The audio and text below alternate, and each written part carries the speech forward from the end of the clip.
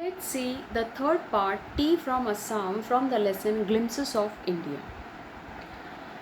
The lesson is about two friends, that is Pranjal and Rajveer, who are traveling to Pranjal's hometown Assam for the summer vacation. Assam is known as the tea country. It has the largest concentration of plantation in the world, and during their journey they discuss about the various legends that are known to have discovered tea. The story tells us about the popularity of tea as a beverage.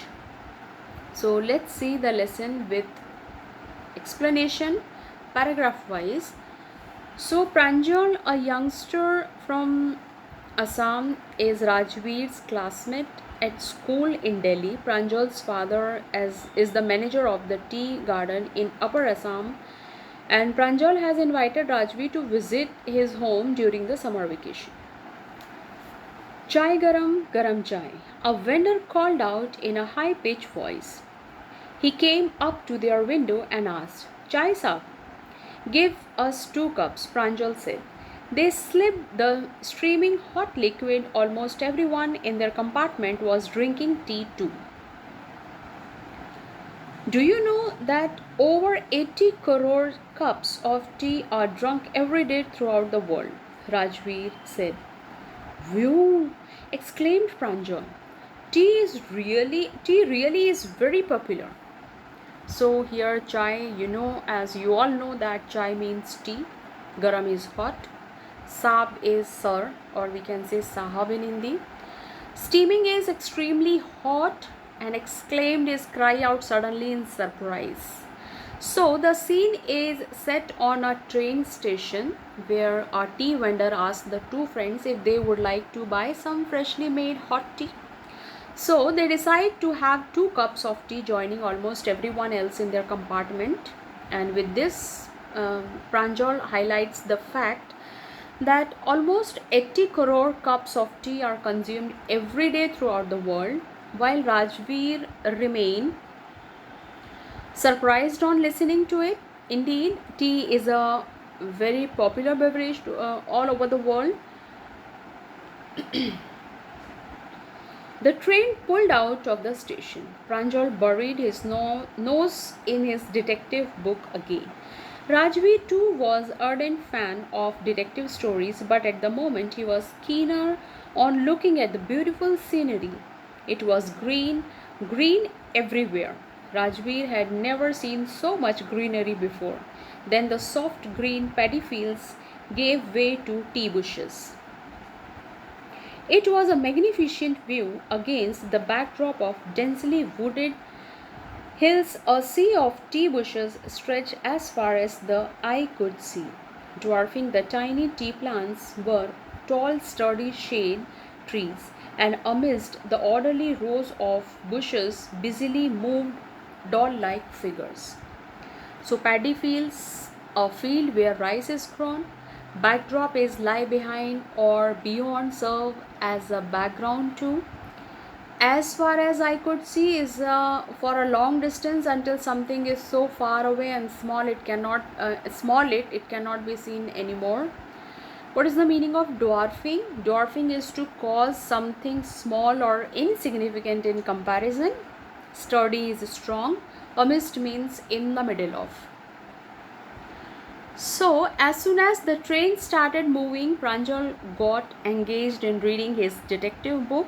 Both the friends were huge fans of detective books, but Rajveer chose to look at the scenic beauty at the moment. There was greenery all around, something Rajveer had never seen before. After the green paddy fields came tea plantations, and as far as he was able to look, only tea bushes were visible, so much so that the narrator compared to as a sea of tea bushes. In the background there were hills with dense forest, and in between the tea plantation there were orderly rows of tall and strong trees that were moving because of the wind. It was an amazing view. So, in the distance was an ugly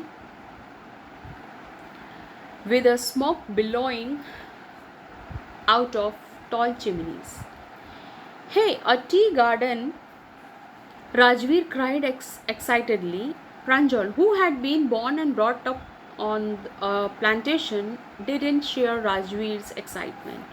Oh, this is tea country now, he said. Assam has the largest concentration of plantations in the world. You will see enough gardens to last you a lifetime. So, billowing means moving or flowing outward. Concentration is the, you can say, cluster. So here, as the train was moving, next Rajveer saw was an ugly looking buildings with smoke coming out of it, and it was a tea garden. Rajveer got excited, but Pranjal, who had seen all of it during his childhood, didn't match up for his friend's level um, of enthusiasm. And Pranjal tells him that they have entered Assam, and which is known as the tea country. The state has the maximum number of tea plantation in the world. So, I have been reading as much as I could about tea, Rajveer said. No one really knows who discovered tea, but there are many legends. What legends? Well, there's the one about the Chinese emperor who always boiled water before drinking it. One day, a few leaves of the twigs burning under a pot fell into the water, giving it a delicious flavor. It is said that they were tea leaves. So here, before visiting the tea country, Rajveer reads a lot about tea and how it was discovered. There were numerous theories, and one of which was about a Chinese emperor and who had a habit of drinking boiled water. And once upon a time, when he was boiling that water, few leaves fell into it and tasted delicious. And it is said that those leaves were tea leaves. Tell me another, scoffed Pranjal. We have an Indian legend too. Bodhidharma, an ancient Buddhist ascetic, cut off his eyelids because he felt sleepy during meditations. 10 tea plants grew out of the eyelids. The leaves of these plants, when put in hot water and drunk, banished asleep. Banished sleep. Tea was first drunk in China, Rajveer added, as far back as 2700 BC. In fact, words such as tea, chai, and chini are from Chinese. Tea came to Europe only in the 16th century and was drunk more as the medicine than as beverage. So here, ascetic means characterized by severe self-discipline from all forms of indulgence, typically for religious reason. Banished is get rid of. So here, on being asked by Pranjal, Rajveer told another story about an Indian legend named Bodhidharma, and he was a Buddhist monk who had cut his eyelids because he used to feel sleepy while meditating, and eventually tea plants grew out of his eyelids, 10 tea plants, which upon consuming after boiling with water helped in getting rid of sleep. Further, Rajveer highlighted a few facts that stated that tea dates back to 2700 BC and was first consumed in China. All such words such as chai and chini or tea have originated from Chinese language, and tea was introduced to Europe quite late in the 16th century, and where it was considered to have medicinal properties. The train clattered into Mariani Junction. The boys collected their luggage and pushed their way to the crowded platform. Pranjal's parents were waiting for them. Soon they were driving towards Dekhiabari, the tea garden managed by Pranjal's father. An hour later, the car veered sharply off the main road. They crossed the cattle bridge and entered Dekhiabari tea estate. So clattered means that is the loud sound made by the train brakes, and veered is the change direction. So the train had stopped from the boy, and the boys reached their destination, where they gathered their luggage and deboarded the train, only to find the platform that was too crowded. And Pranjal's parents had come to receive them. After almost an hour, they reached Dekhiabari Pranjal's tea garden after taking a turn and making their way through a cattle bridge. On both sides of the gravel road were acre upon acre of tea bushes, all neatly pruned to the same height. Groups of tea pluckers with bamboo baskets on their backs, wearing plastic aprons, were plucking the newly sprouted leaves. Here, gravel means small rounded stones, often mixed with sand, and prune is cut away from the tree.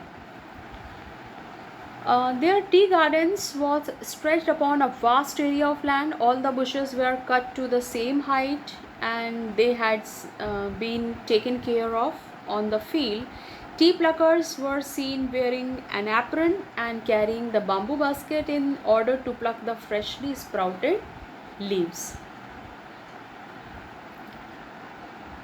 Pranjal's father slowed down to allow a tractor pulling a trailer loads of tea leaves to pass. This is the second flush of sprouting period. Isn't it, Mr. Barua? Rajveer asked. It lasts from May to July and yields the best tea. You seem to have done your homework before coming, Pranjal's father said in surprise. Yes, Mr. Barua, Rajveer admitted, but I hope to learn much more while I am here.